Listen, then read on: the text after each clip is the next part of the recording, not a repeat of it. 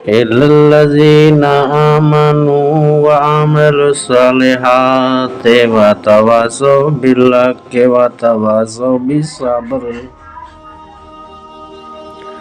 مگر وہ لوگ نہیں جو ایمان لائے اور آپس میں ایک دوسرے کو حق کی بات تلقین اور صبر کی تلقین کرتے رہے۔ Except those who believed and did good deed and who bequeathed truth to each other and devised each other to patience۔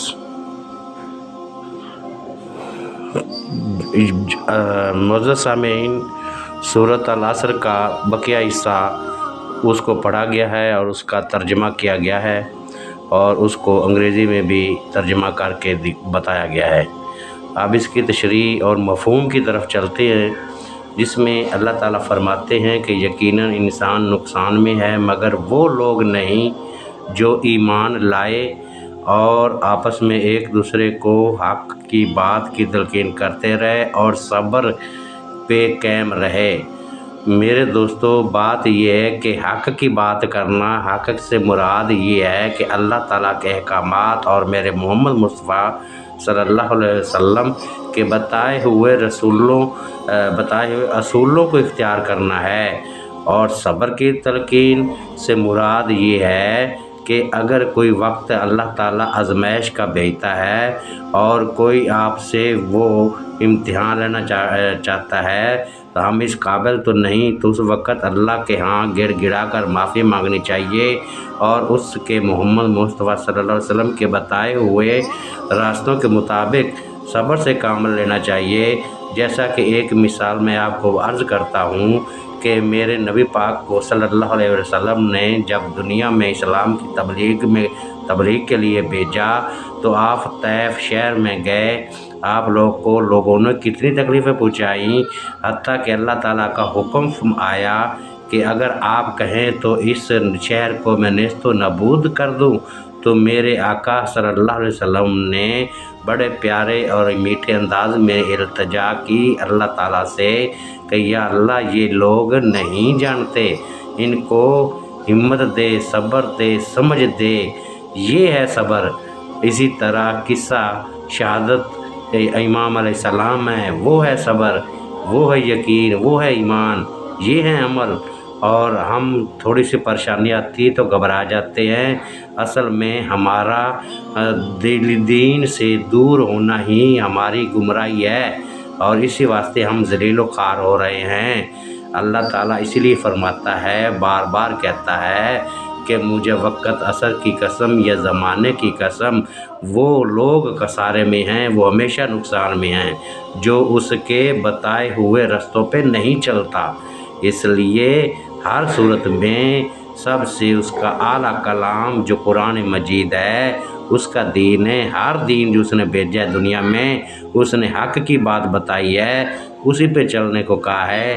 لیکن قوموں نے اپنی مرضی کی، جب اپنی ترمیم کی تو وہ گمراہ ہو گئے، حتیٰ کہ نیست و نابود ہو گئے۔ لہٰذا مسلمانوں، غور و فکر کرنے کی بات ہے، اگر ہم اس کے بتائے ہوئے اصولوں کو قائم نہیں رکھیں گے اور اس پہ سجدہ شکر ادا نہیں کریں گے تو لا محالہ ہماری بھی زندگی بھی تباہ و برباد ہوگی۔ ہم یہ ایک دوسرے پہ تنزانی گریا، یہ ایک دوسرے پہ الزام، بہتان، تراشی، ایسے دوسروں پہ تو بہت جلد لفظ اٹھا دیتے ہیں، لیکن کبھی ہم نے اپنے گریبان میں سوچا، جھانکا ہے ہم کیا کر رہے ہیں؟ کتنی دین کے عمل پیرا ہیں، اللہ کے احکامات اور میرے نبی کے احکامات پر کتنی زندگی گزار رہے ہیں۔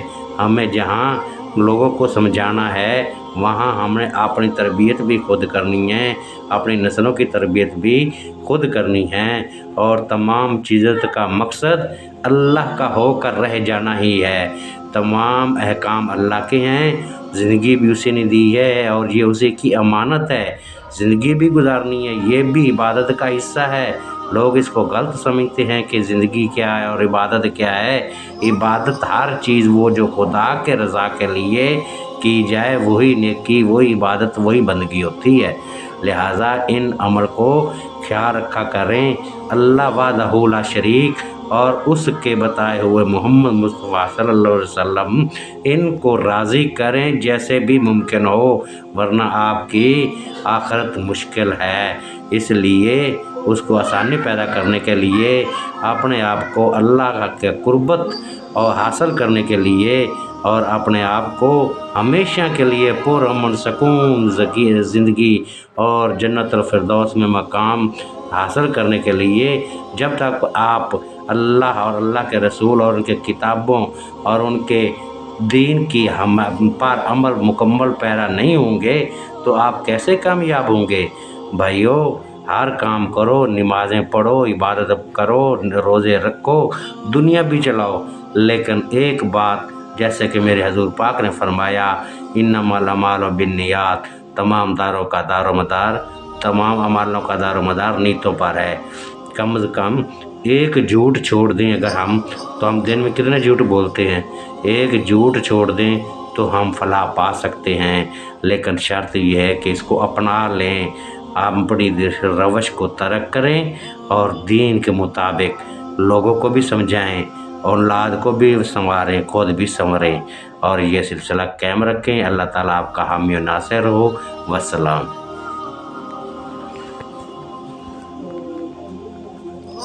रस्मी हो गई।